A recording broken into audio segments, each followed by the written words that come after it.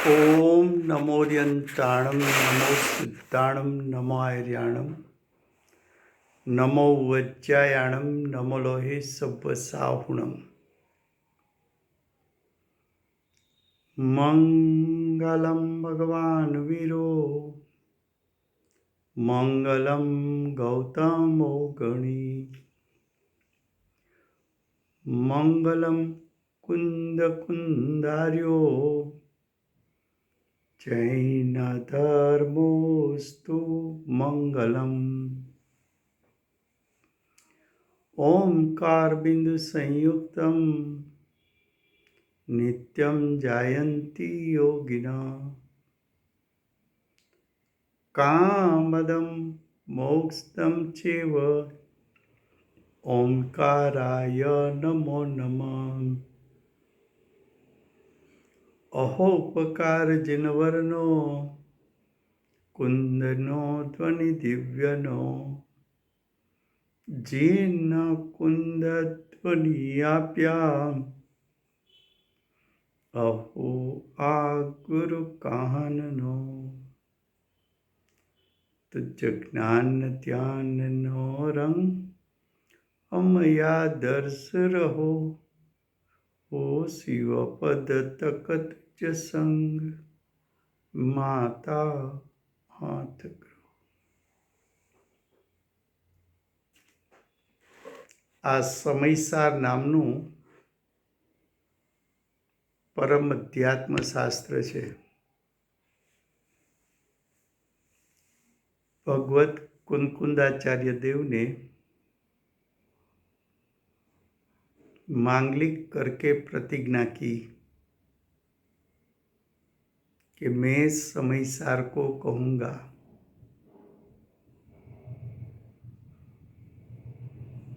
समयसार का अर्थ आचार्य भगवान ने आत्मा का त्रिकाल शुद्ध स्वभाव किया।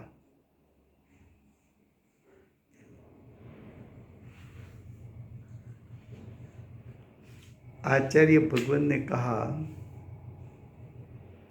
कि आत्मा का त्रिकाल शुद्ध स्वभाव है, उसको जानना है तो भावश्रुत ज्ञान के माध्यम से तुम जान सकते हो। भावश्रुत ज्ञान निर्विकल्प ज्ञान है, स्वानुभूति पूर्वक का ज्ञान है। उसका विषय आत्मा का त्रिकाल शुद्ध स्वभाव है। और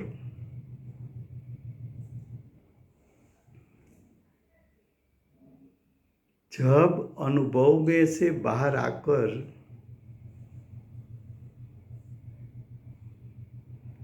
वस्तु का स्वरूप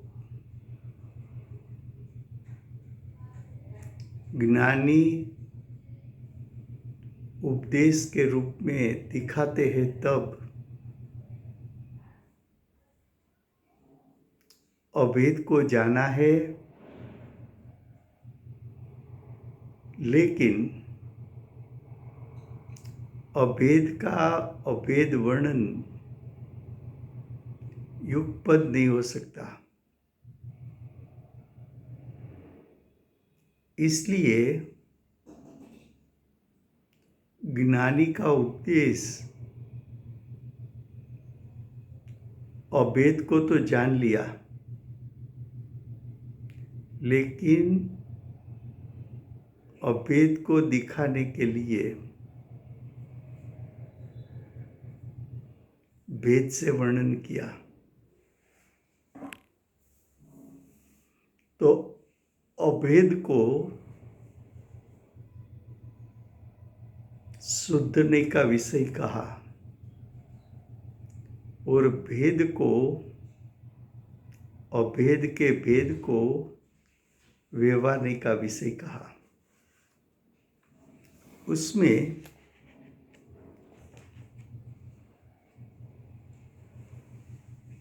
शिष्य ने 8वीं गाथा में प्रश्न किया,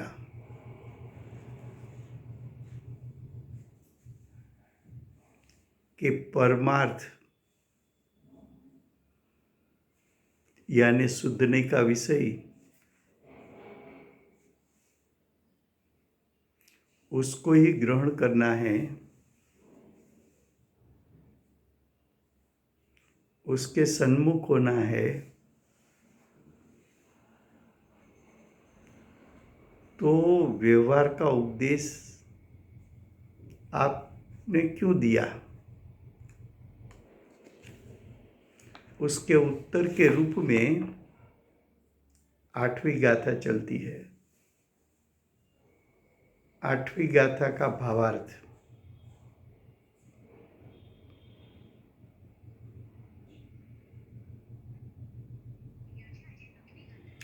ओके ओके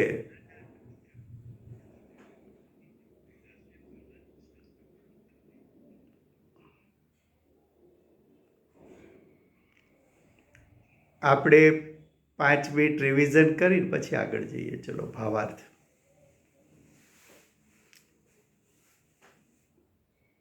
લોકો શુદ્ધ નહીંને જાણતા નથી.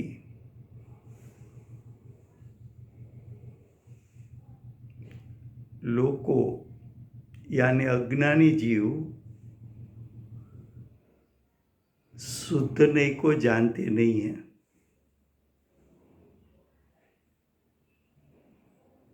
क्योंकि शुद्ध नहीं का विषय अभेद एक रूप वस्तु है. शुद्ध नहीं का विषय अभेद एक रूप वस्तु यानी ज्ञायक है.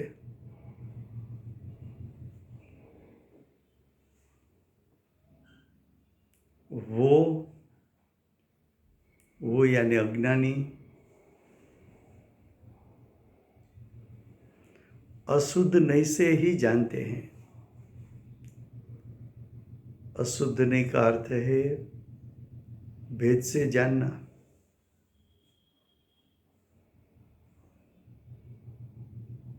हम आत्मा को कैसे जानते हैं?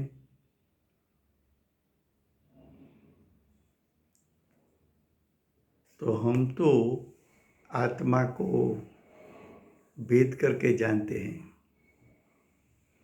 जिसमें ज्ञान दर्शन चारित्र है वो आत्मा, जो चैतन्यमय है वो आत्मा, शुद्ध शुद्ध जिसमें परिणाम होता है वो आत्मा. भेद करके जाना. भेद करके क्यों जाना? अभेद का अनुभव नहीं. अभेद को कभी प्रतीत में नहीं लिया. अभेद का कभी श्रद्धा नहीं किया. अभेद पर दृष्टि जाती है तो अभेद प्रतीत में आता है.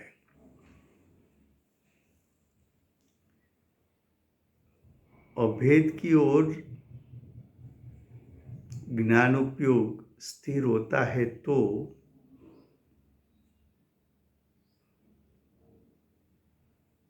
ज्ञायक का स्वरूप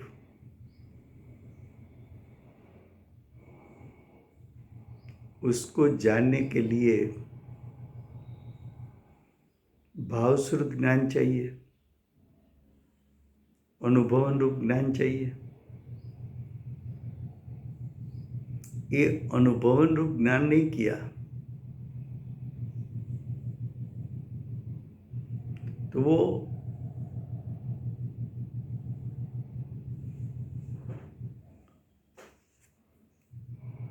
अभेद रूप ज्ञान नहीं किया तो अब वो जानता है कैसे? तो कि ज्ञानी ने बताया. क्या बताया?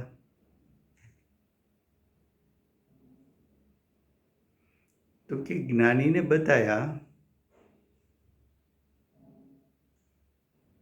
कि आत्मा में ज्ञान है, दर्शन है, चारित्र है, सुख है।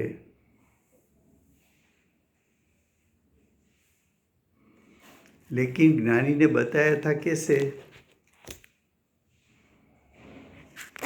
तो कि ज्ञानी ने भेद किया, लेकिन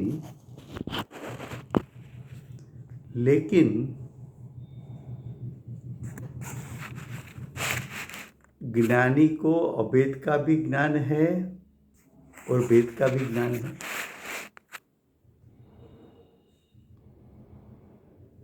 तो अभेद का ज्ञान पूर्वक भेद का ज्ञान होना, ऐसा ज्ञान तो ज्ञानी के पास है, अज्ञानी के पास नहीं है।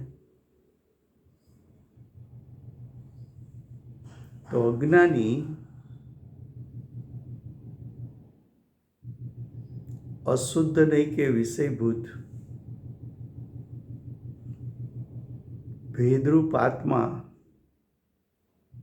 उसका अनेक प्रकार है।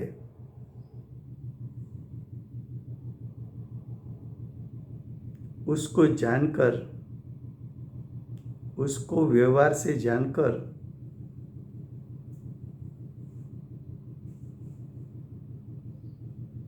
भेद को जानकर अभेद को समझ सकता है।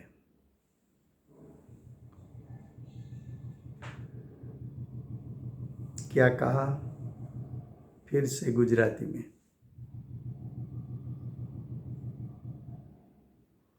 લોકો શુદ્ધ નહીને જાણતા નથી,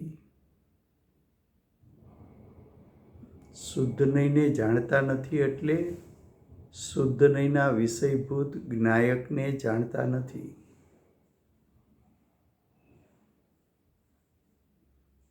કારણ કે શુદ્ધ નહીનો વિષય તો અભેદ એકરૂપ વસ્તુ એટલે કે જ્ઞાયક છે।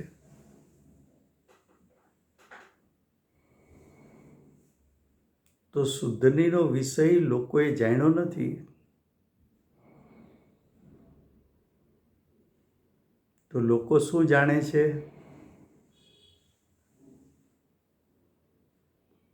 અશુદ્ધ નહીને જાણે છે।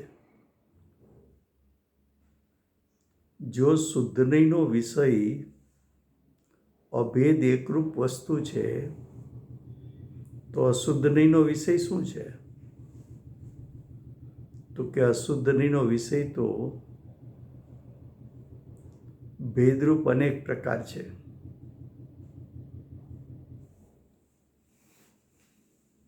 તેથી તેઓ વ્યવહાર દ્વારા જ પરમાર્થને સમજી શકે છે।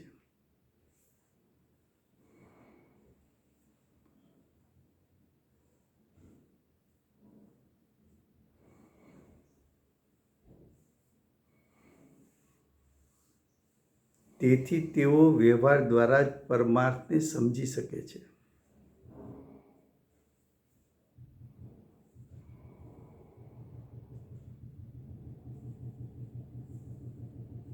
દ્રષ્ટાંત આપ્યો તો આપણે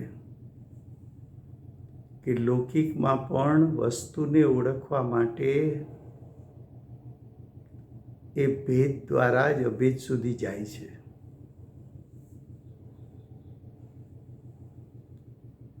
તીખું છે, લીલું છે, મરચું છે, તો ભેદ દ્વારા જ અભેદ વસ્તુને ગ્રહણ કરી। રૂપી પદાર્થને ગ્રહણ કરવા જાય તો જેમ તું ભેદ પાડીને અભેદને ગ્રહણ કરે છે, એમ અરૂપી પદાર્થને પણ તારે ગ્રહણ કરવો હોય તો ભેદ દ્વારા તું અભેદને ગ્રહણ કરી શકીશ।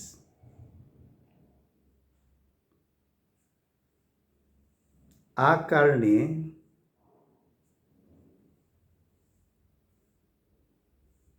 વ્યવહાર નહીને પરમાત્મનો કેનાર જાણી। વ્યવહાર નહીં શું છે? તો કે તને પરમાર્થ સુધી લઈ જાય છે. વ્યવહાર નહીં એટલે ભેદ, ભેદ તને અભેદ સુધી લઈ જાય છે. વ્યવહાર નહીં એટલે ભેદ અને પરમાર્થ એટલે અભેદ. ભેદને અભેદનો કેનાર જાણી તેનો ઉપદેશ કરવામાં આવે છે. આ વાત બહુ મહત્વની છે કે આખા શાસ્ત્રમાં આચાર્ય ભગવાન જ્યાં જ્યાં ભેદ પાડીને સમજાવશે ત્યાં ત્યાં તારે યાદ રાખવાનું છે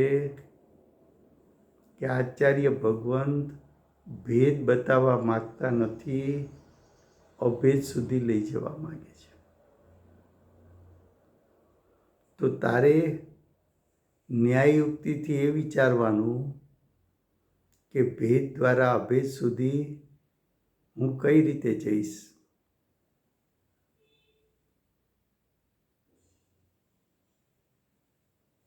અહીં એમ ન સમજવું કે વ્યવહારનું આલંબન કરાવે છે. વ્યવહારનો વિષય શું છે? ભેદ. ભેદનું આલંબન નથી કરાવવું, ભેદનો આશ્રય નથી કરાવવો, ભેદનું ધ્યાન નથી કરાવવું. क्या कहा? અહીં ऐसा मत समझना कि व्यवहार का आलंबन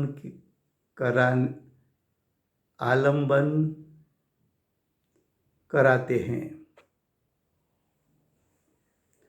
व्यवहार का अर्थ तो भेद है. तो आचार्य भगवंत भेद का आलंबन कराना नहीं चाहते, भेद का आश्रय कराना नहीं चाहते, भेद का ध्यान कराना नहीं चाहते. उसका अर्थ ये कि पूरे शास्त्र में भेद का आलंबन नहीं कराएंगे, भेद का आश्रय नहीं कराएंगे, भेद का ध्यान नहीं कराएंगे.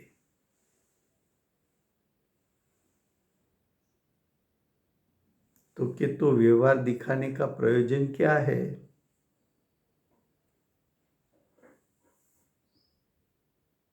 तो હવે આગળ કહે છે, અહીં તો વ્યવહારનું આલંબન છોડાવી પરમાર્થે પહોંચાડે છે.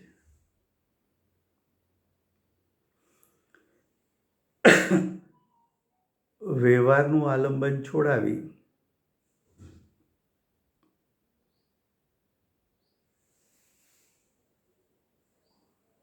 ભેદનું આલંબન છોડાવી પરમાર્થે એટલે અભેદે પહોંચાડે છે. તો આચાર્ય ભગવંતે ભેદ શા માટે બતાવ્યો? તો કે ભેદ છે ખરો, પણ ભેદ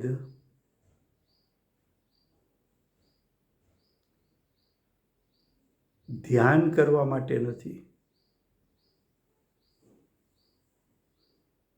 ભેદ બતાવ્યો ખરો, કેમ? તું અભેદને જાણતો નથી માટે.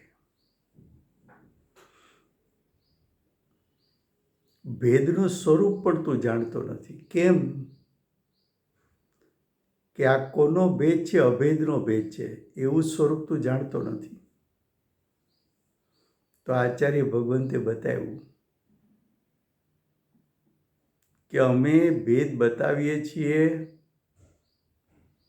એનું પ્રયોજન એનો આશ્રય કરાવવાનું નથી,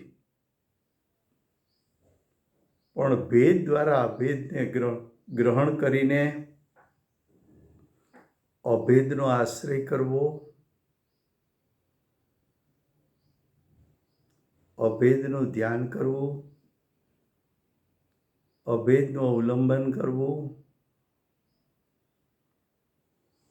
તો તારા પરિણામમાં શુદ્ધતા પ્રગટશે.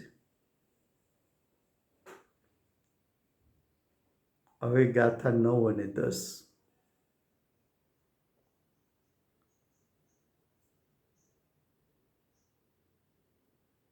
जब आचार्य भगवान ने व्यवहार बताया 8 गाथा में, तो 9-10 गाथा का हेडिंग है अब. अब का अर्थ है कि आपने शुद्ध नहीं और व्यवहार नहीं, दोनों का विषय क्या है वो बताया. बाद में प्रयोजन बताया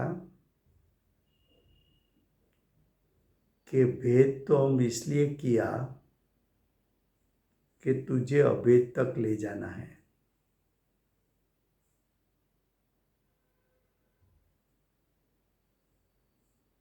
तो अब शिष्य ने प्रश्न किया कि व्यवहार नहीं, परमार्थ का प्रतिपादक किस प्रकार से है? व्यवहार नहीं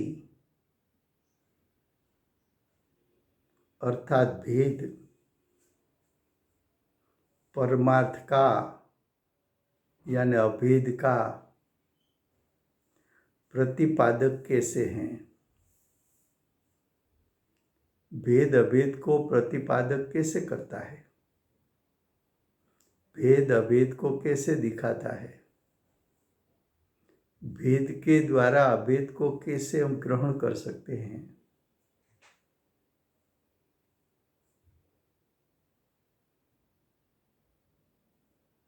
भेद को छोड़कर अभेद को ग्रहण करना क्यों चाहिए? भेद का अवलंबन क्यों छुड़ाया? अभेद का अवलंबन क्यों कराया? भेद का आश्रय क्यों छुड़ाया? अभेद का आश्रय क्यों कराया?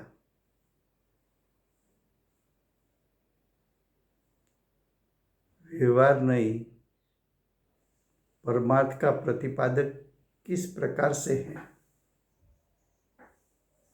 फिर से गुजराती में. गाथा 9-10 એનું હેડિંગ છે હવે. હવેનો અર્થ એમ છે કે 8મી ગાથામાં અમે કહ્યું છે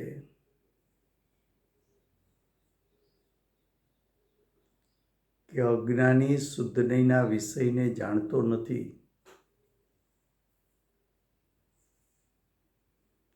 તો અજ્ઞાની ને શુદ્ધ નહીંનો વિષયનો પરિચય કરાવવો હોય તો વ્યવહાર નહીંના વિષય દ્વારા શુદ્ધ નહીંના વિષય સુધી જઈ શકાય. એટલે કે ભેદ દ્વારા અભેદ સુધી જઈ શકાય. એમ પણ કહ્યું કે ભેદનું આલંબન છોડવું અને પરમાર્થ સુધી પહોંચી જવું. જ્યાં સુધી ભેદનું આલંબન નહીં છોડે ત્યાં સુધી અભેદ સુધી પહોંચી નહીં શકાય.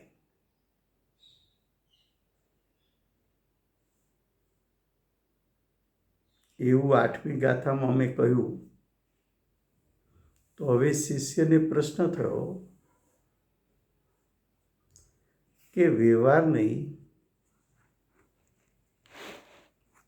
પરમાર્થનો પ્રતિપાદક કેવી રીતે છે?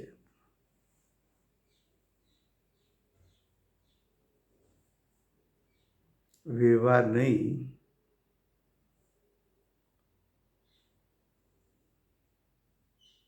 એટલે કે ભેદ અભેદને કઈ રીતે દર્શાવે છે? ભેદ અભેદ સુધી કઈ રીતે લઈ જાય છે? ભેદ દ્વારા અભેદ સુધી કઈ રીતે પહોંચી શકાય છે?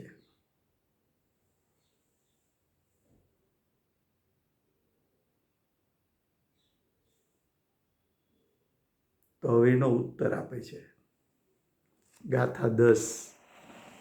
એમના શબ્દો છે: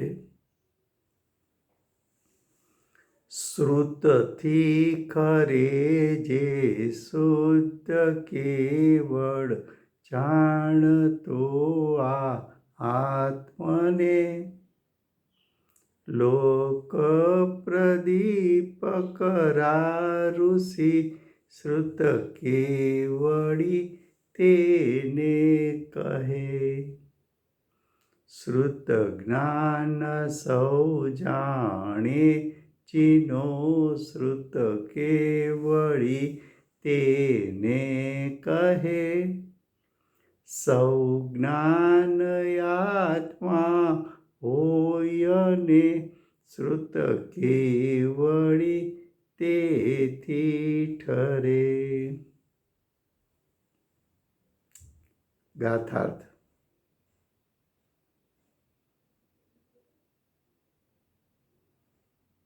जो जीव निश्चय से श्रुत ज्ञान के द्वारा ये अनुभव गोचर केवल एक शुद्ध आत्मा को सन्मुख होकर जानता है, उसको लोक को प्रगट जानने वाले ऋषिश्वरों श्रुत केवड़ी कहते हैं. जो जीव सर्वश्रुत ज्ञान को जानता है,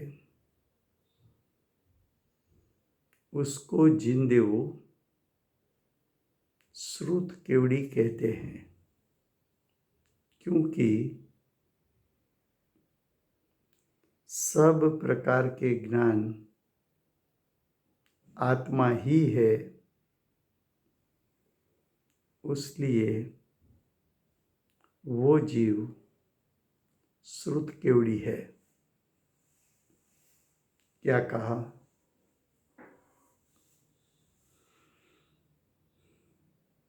प्रथम श्रुत केवड़ी का अर्थ क्या?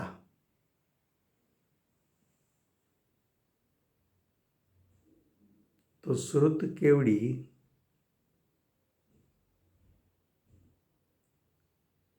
तो कि जिसको भावश्रुत ज्ञान प्रकट हुआ है, उसको श्रुत केवड़ी कहने में आता है.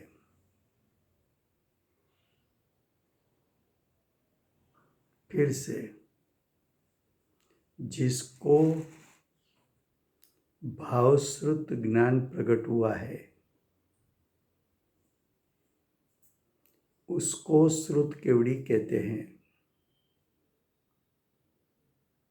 भावश्रुत ज्ञान का अर्थ है आत्मा की अनुभूति के समय जो ज्ञान प्रकट होता है, उसको भावश्रुत ज्ञान कहते हैं. भावश्रुत ज्ञान का दूसरा नाम है सम्यक ज्ञान, वेद ज्ञान, सोपर प्रकाशक ज्ञान, बहुत से नाम हैं. अभी अर्थ इतना ही करना है भावश्रुत ज्ञान का कि जो ज्ञान शुद्धात्मा को जानता है, जो ज्ञान अनुभूति के काल में शुद्धात्मा को जानता है, वो श्रुत केवड़ी है। तो 4 गुणस्थान से 12 गुणस्थान तक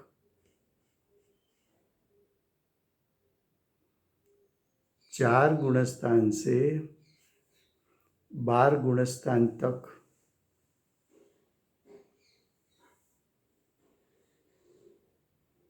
साधक सम्यक दृष्टि श्रुत केवली कहने में आता है।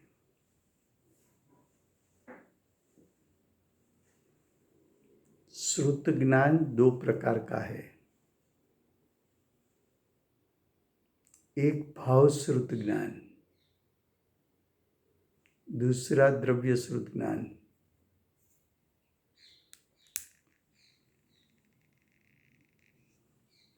भाव श्रुत ज्ञान निर्विकल्प ज्ञान है, स्वानुभव पूर्वक उत्पन्न हुआ ज्ञान है। ज्ञान उत्पन्न होने के साथ ज्ञायक स्वभाव सन्मुख होकर ज्ञायक का अवलंबन लेकर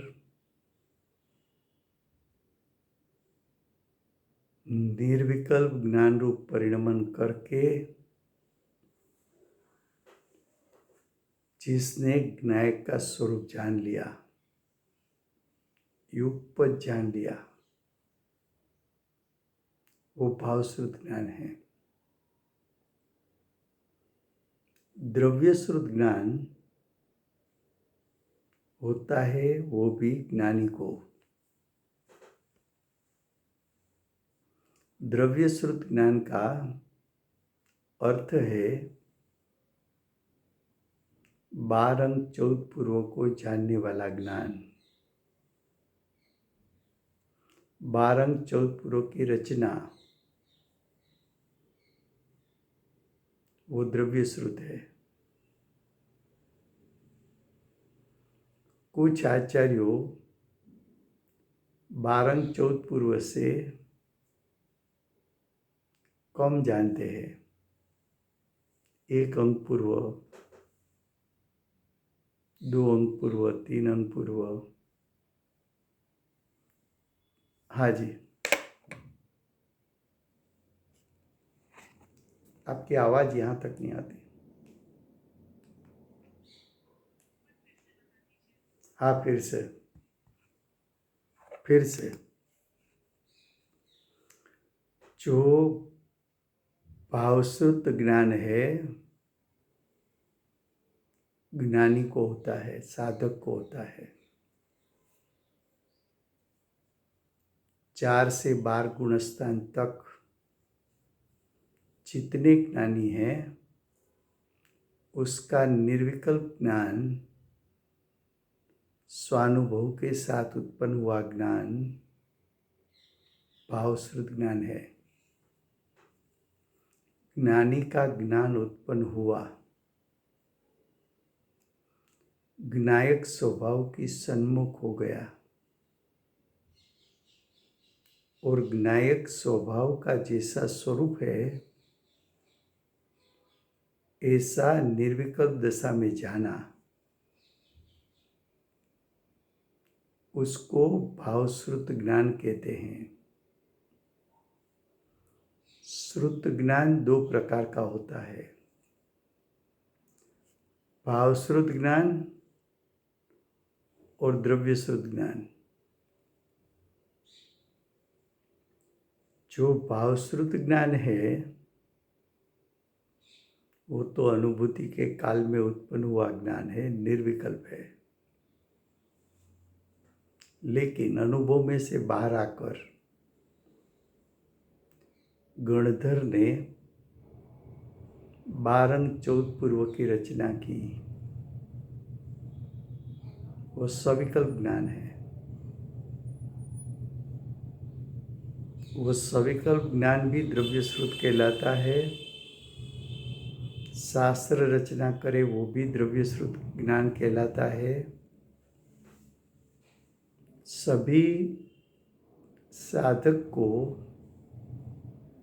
बारंग चौद पूर्व का ज्ञान होता ही है ऐसा निश्चित नहीं। किसी को 1 अंक पूर्व का भी हो, 2 अंक पूर्व का भी हो, 3 अंक पूर्व का भी हो, फिर भी वो श्रुत केवली कहलाते हैं, द्रव्य श्रुत केवली कहलाते हैं। और किसी ने शास्त्र रचना नहीं की, मानो कि हमारे गुरुदेव है, गुरुदेव ने शास्त्र रचना नहीं की, उपदेश दिया, तो उपदेश दिया वो भी द्रव्य श्रुत है। गुरुदेव ने शास्त्र रचना क्यों नहीं की? तो कि तीर्थंकर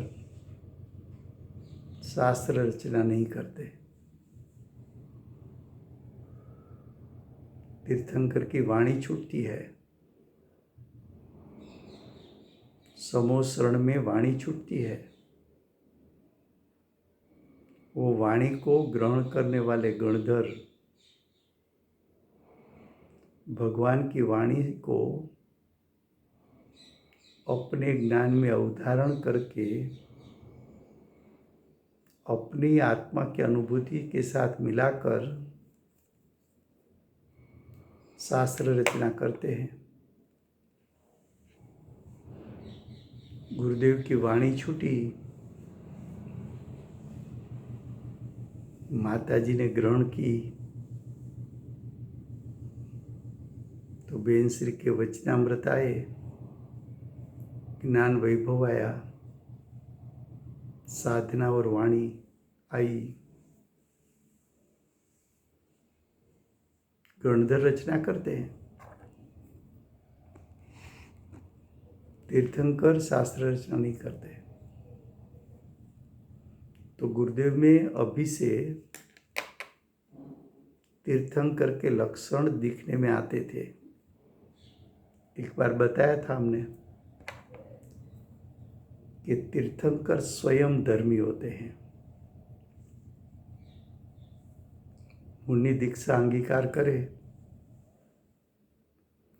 नमः सिद्धेभ्य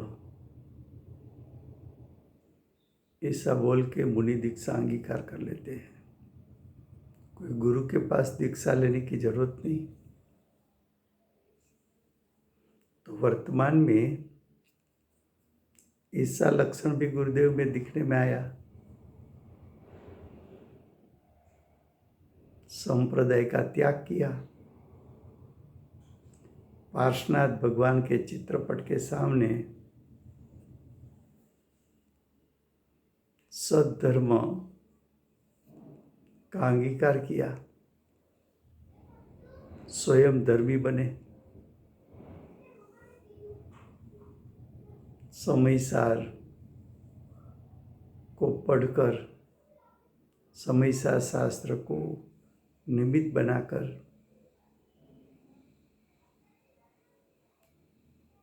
वर्तमान काल का सर्वोत्कृष्ट निमित्त समयसार, जिसमें दूसरे जीवों को सम्यक दर्शन प्राप्त कराने की, उसमें निमित्त होने की निमित्त रूप शक्ति है। गुरुदेव ने उसको निमित्त बनाया,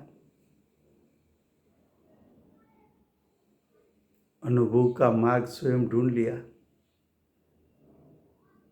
स्वयं धर्मी बने, क्योंकि तीर्थंकर का द्रव्य है। तो केवली, श्रुत केवली, भाव श्रुत केवली और द्रव्य श्रुत केवली, ऐसा 2 प्रकार है। अब केवली किसको कहे? बेंसरी ने लिखा ने जाति स्मरण में, कि महाविद्य क्षेत्र में केवली और श्रुत केवली उसके वहाँ झुंड थे।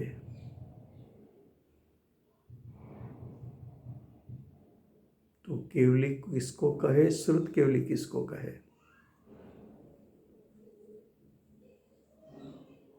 भाव श्रुत ज्ञान जिसको प्रकट है वो श्रुत केवली, और भाव श्रुत ज्ञान के साथ द्रव्य श्रुत ज्ञान भी है, उसको भी श्रुत केवली कहते हैं। तो केवली किसको कहेंगे? तो कि जो एक समय में 3 काल 3 लोग को जानने वाले हैं, लोग को प्रगट जानने वाले हैं, लोग को साक्षात जानने वाले हैं, षट द्रव्य पंचास्तिकाय, उसको युगपद एक समय में जानने वाले केवली हैं। केवली को ऋषिश्वर कहते हैं, ऋषियों के ऋषि, ऋषियों के गुरु।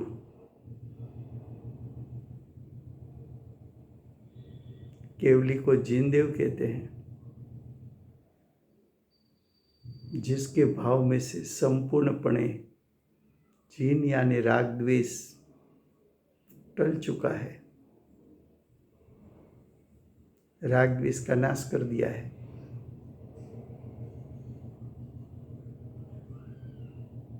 श्रुत केवली, हाँ जी,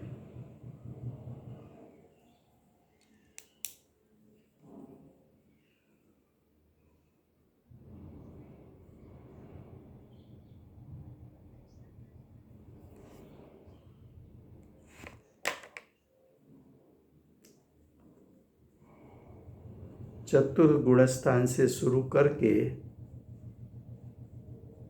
गणधर तक सभी के पास द्रव्य श्रुत है, लेकिन सबके क्षोभ में अंतर हो सकता है। कोई 12 अंग 14 पूर्व पूर्ण रूप से जानते हैं, कोई उसमें से कुछ जानते हैं, 1 अंग पूर्व 2 अंग पूर्व, और कोई तो 1 अंग पूर्व हो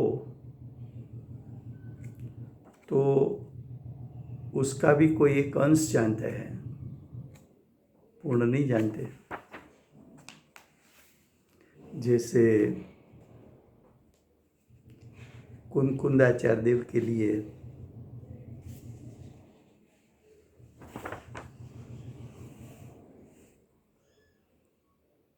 जो कुंकुंदाचार्य देव के लिए लिखा है प्रस्तावना में पंडित जी ने कि उसको कितना ज्ञान था,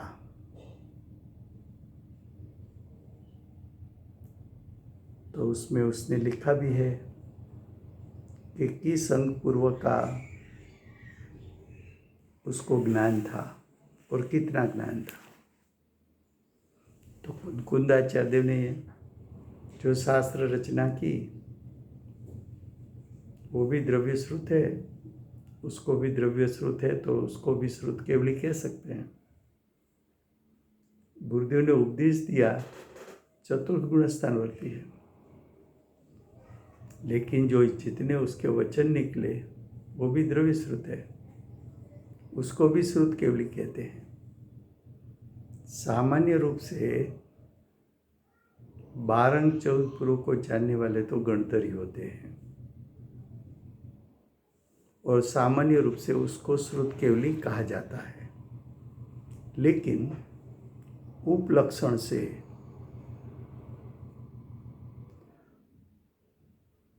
इतना क्षोभसम न हो 12 अंक 14 पूर्व का, और कुछ अंग पूर्व का ज्ञान है, या तो किसी एक अंग पूर्व के अंश का भी ज्ञान है, तो उसको द्रव्य श्रुत केवली कह सकते हैं।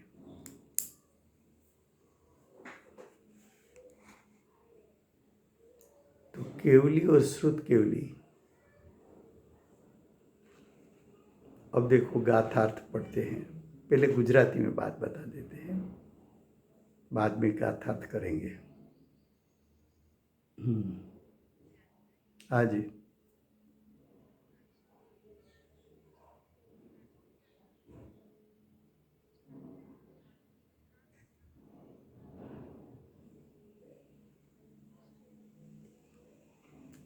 ઓકે, હવે એમ કહે છે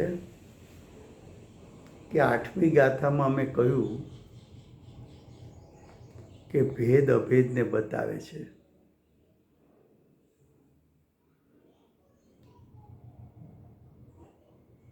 તો શિષ્યે પ્રશ્ન કર્યો કે તમે કહો છો કે ભેદ અભેદને બતાવે છે, એ વાત તમે સ્વીકારી લઈએ છીએ। હવે અમને એ સમજાવો કે ભેદ અભેદને કઈ રીતે દર્શાવે છે।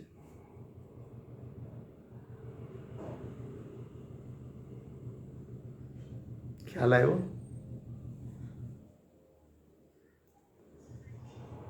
સાવ સિમ્પલ કરી દીધું કે 8મી ગાથામાં તમે કહ્યું કે ભેદ અભેદને દર્શાવે છે। હવે તમે કહો છો એ વાત સાચી છે, એમ અમે સ્વીકારી લીધું, પણ હવે અમારે એ સમજવું છે કે ભેદ કઈ રીતે અભેદને બતાવે છે, ભેદ કઈ રીતે અભેદ પાસે લઈ જાય છે, એ સમજાવો। હવે 9મી 10મી ગાથામાં કોઈને એમ થાય કે અહીં તો ભાવશ્રુત જ્ઞાનની વાત કરી, શ્રુત કેવડીની વાત કરી, કેવડીની વાત કરી, અને તમારે તો ભેદ દ્વારા અભેદ સુધી લઈ જવું છે, તો આમાં એ વાત ક્યાં આવી? તો કે ભાવશ્રુત જ્ઞાન છે એ પર્યાય છે કે નથી? તો કે છે। પર્યાય છે તે ભેદ છે કે નથી? તો કે છે। ભેદ છે તો એ અભેદ સુધી લઈ જઈ શકે કે ન લઈ જઈ શકે? તો કે લઈ જઈ શકે। તો કે કઈ રીતે લઈ જઈ શકે એ બતાવશે 9-10 ગાથામાં।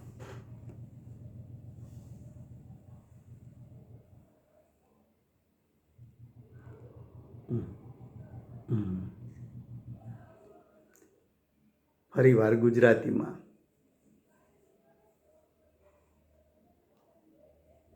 9-10 ગાથામાં કેવડી અને શ્રુત કેવડી બે શબ્દ પ્રયોગ કર્યા છે।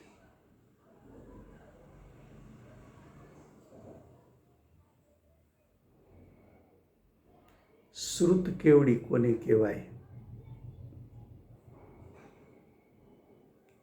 તો કે શ્રુત જ્ઞાન જેને પ્રગટ રૂપ છે એને શ્રુત કેવડી કહેવાય। શ્રુત જ્ઞાન બે પ્રકારનું, ભાવશ્રુત જ્ઞાન અને દ્રવ્યશ્રુત જ્ઞાન। ભાવશ્રુત જ્ઞાન એ અનુભવના કાળે ઉત્પન્ન થતું જ્ઞાન છે।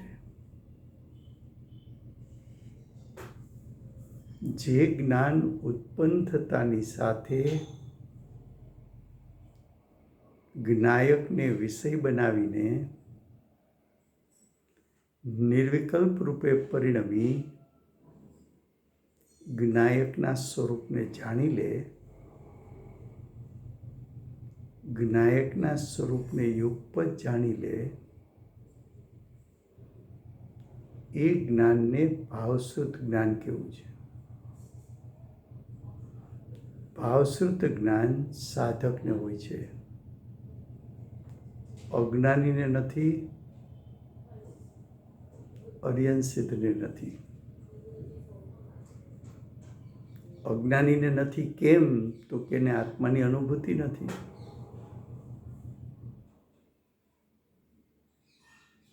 અર્યનસિદ્ધને કેમ નથી? તો કે ભાવશ્રુત જ્ઞાન પણ અધૂરું જ્ઞાન છે.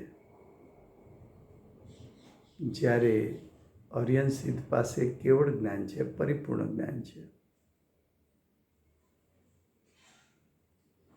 તો ભાવશ્રુત જ્ઞાનનો વ્યય થયો અને અર્યનસિદ્ધને તો કેવળ જ્ઞાન પ્રગટ થયું છે. આવું ભાવશ્રુત જ્ઞાન છે જ્ઞાનીને. જ્ઞાની કહેતા 4 ગુણસ્થાનથી 12 ગુણસ્થાન.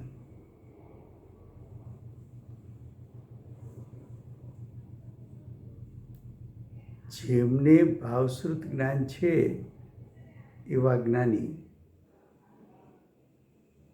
નિર્વિકલ્પ દશામાં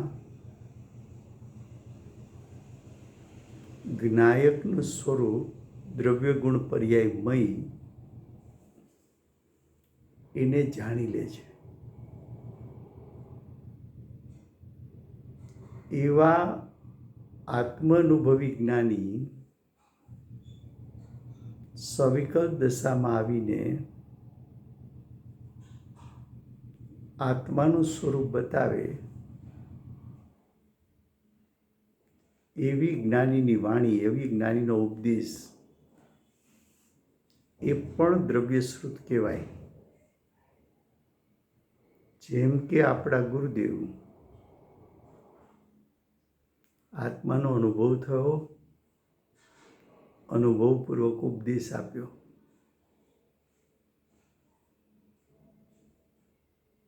તો ગુરુદેવ નિર્વિકલ્પ દશામાં છે એ જ્ઞાન તો ભાવશ્રુત જ્ઞાન છે.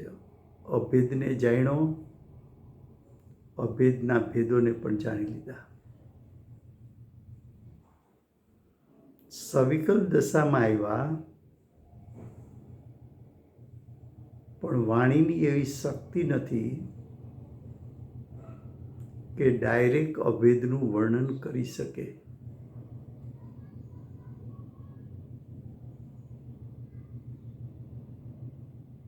એટલે જ્ઞાનીએ શબ્દના માધ્યમ દ્વારા ભેદથી વર્ણન કર્યું,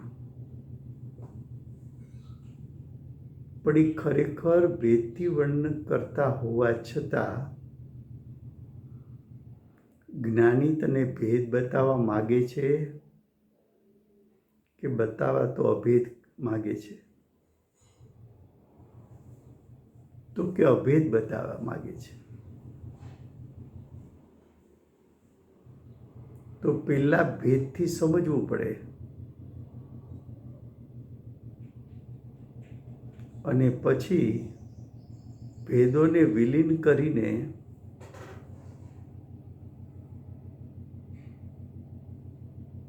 અભેદ સુધી પહોંચવું પડે.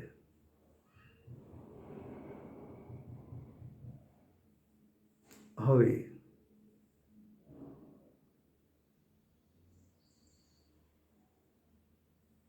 તીર્થંકર ભગવાનની વાણી સાંભળીને ગણધર 12 અંક 14 પૂર્વની રચના કરે એને દ્રવ્યશ્રુત કહેવાય. એ દ્રવ્યશ્રુતના જાણનાર ગણધર શ્રુત કેવડી કહેવાય. એ 12 અંક 14 પૂર્વનું જ્ઞાન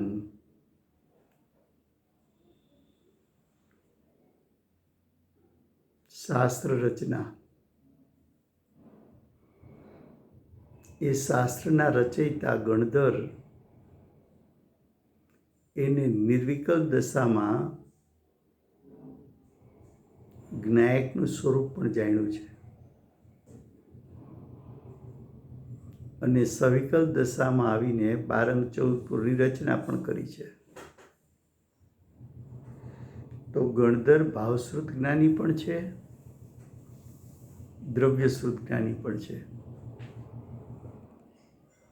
તો ગણધરને શ્રુત કેવડી કહેવાય, પણ ગણધર પછીના આચાર્યો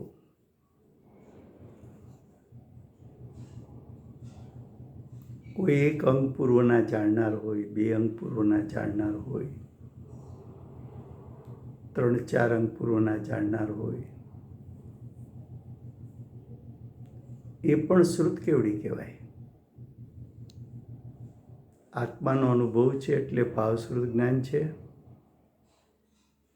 અને જેટલા અંગ પૂર્વના જાણનાર છે માટે દ્રવ્યશ્રુતના પણ જાણનાર છે. કોઈ આચાર્યો કે મુનિઓ એક અંગ પૂર્વનો કોઈ એક વિભાગ જાણતા હોય, પણ આત્માનો અનુભવ છે એટલે ભાવશ્રુત જ્ઞાની તો છે. 12નો ક્ષયોપસમ કોઈ એક અંગ પૂર્વના એક ભાગ જેટલો છે,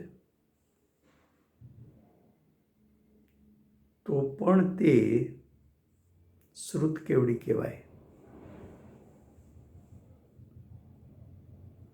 હવે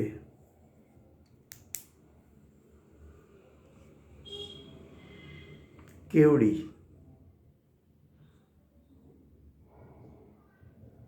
શ્રુત એટલે ભાવશ્રુત જ્ઞાન, એને શ્રુત કહેવાય, અને શાસ્ત્ર સંબંધીનું જ્ઞાન એને દ્રવ્યશ્રુત કહેવાય. જ્ઞાનના 5 પ્રકાર છે ને, મતિ જ્ઞાન, શ્રુત જ્ઞાન, અવધિ જ્ઞાન, મનપર્ય જ્ઞાન અને કેવલ જ્ઞાન. 5 જ્ઞાનમાંથી શ્રુત જ્ઞાન, શ્રુત જ્ઞાનના 2 પ્રકાર, એક નિર્વિકલ્પ શ્રુત જ્ઞાન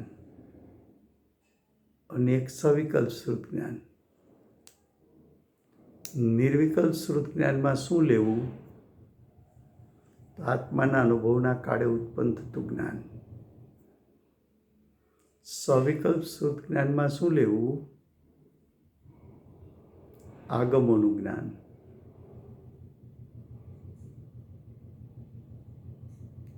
તો ભાવશ્રુત જ્ઞાન જેને હોય એને જ દ્રવ્યશ્રુત જ્ઞાન હોય છે.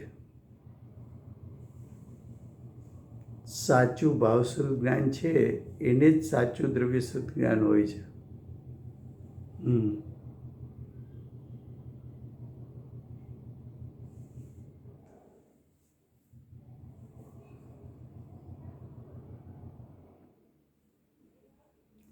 શ્રુત જ્ઞાન છે ને, શ્રુત જ્ઞાન, જ્ઞાનના 5 પ્રકારમાં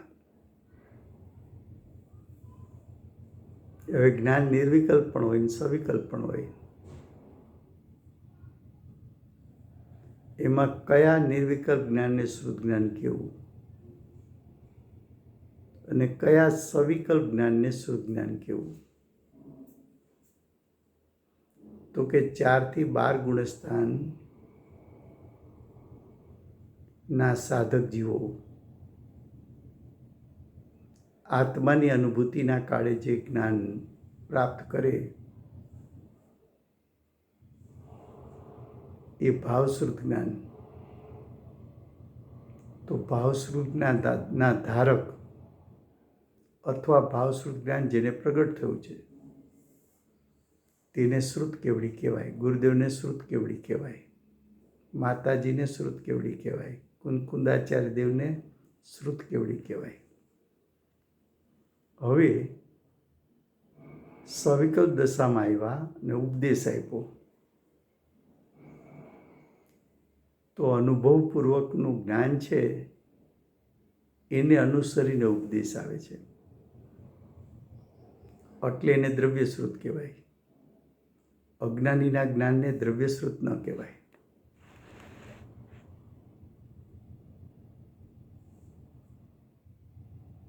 ભાવશ્રુત અને દ્રવ્યશ્રુત સાધક જીવ પાસે હોય છે. આપણે અહીંયા સુધી રાખીએ છીએ. સમય થયો છે.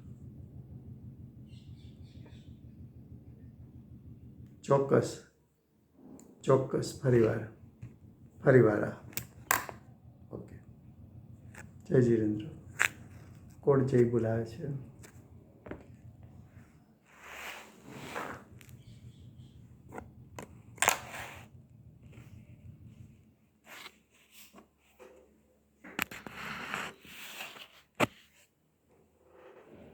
ભલે.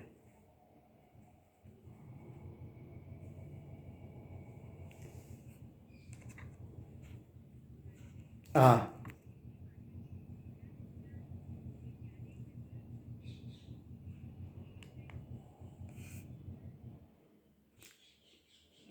ક્ષયોપસમ જ્ઞાનમાં ફરક હોય. ઉઘાડ જુદો જુદો હોય.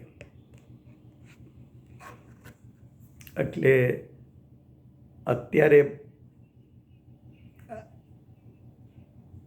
આ ક્ષયોપસમ જ્ઞાનમાં ફરક, અનુભવમાં કંઈ ફરક નથી.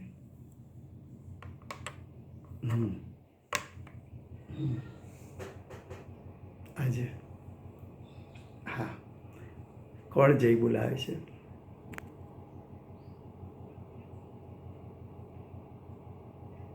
હર્ષિકાંત ગુરુદેવનો જય હો. ભગવતી માતનો જય હો. માતનો જય હો. અમર જૈન ધર્મનો જય હો.